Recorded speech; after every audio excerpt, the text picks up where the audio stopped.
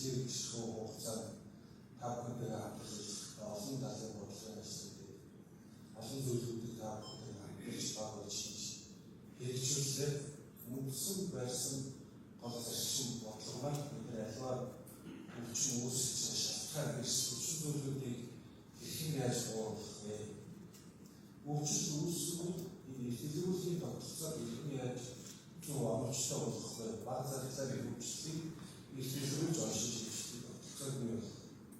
Эрүүл мэндийн бусад өвчлөлийг аль болох хаагддаг амьдарч байгаа бүс нутгаасаа ямар нэгэн төвөг шийдвэргээр багшдаг болгох.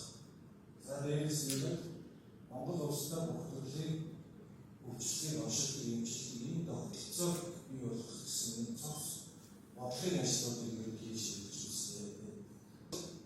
Хавдрын тусан өвчлөл.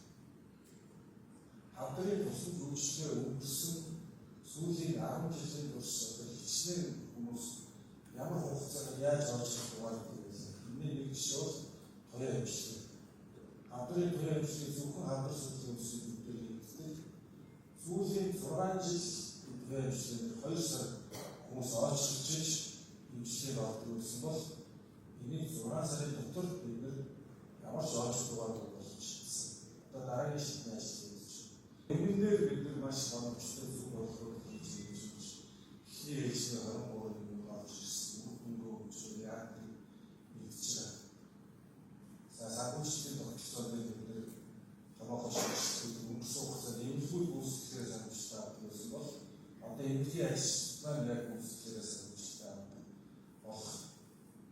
За гэхмэчлэн нэг томоохон бодлогыг бид хийж хэрэгжүүлэх хэрэгтэй. Өөрөөр боловсруулсан. Өнгөрсөн хугацаанд одоо хамтарч ажилласан та бүхэндээ баярлж байгаагаа бас илэрхийлье.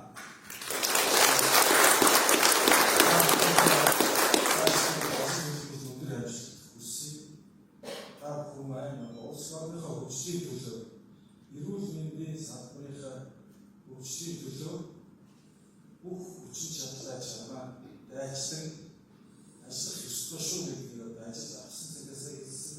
Өнөөдөр бас та бүхэндээ үүнийг хэлхийг хүсэж байна. Тэгээд эрүүл мэндийн салбараар томилогдож байгаа хүчин бүрийн гишүүнээр цаашлах ажил хөдөлмөрт өндөр амжилтыг хүсье. Эрүүл мэндийн салбарт хийж хэрэгжүүлэх маш олон ажил байгаа шүү. Бидний эрүүл их юм аа энэ зүйл олон жил зөвсөн бодлогоор зөв тодорхойлж богино хугацаанд өндөр үр хүрэх ажлууд амжилттай хийж хэрэгжүүлнэ.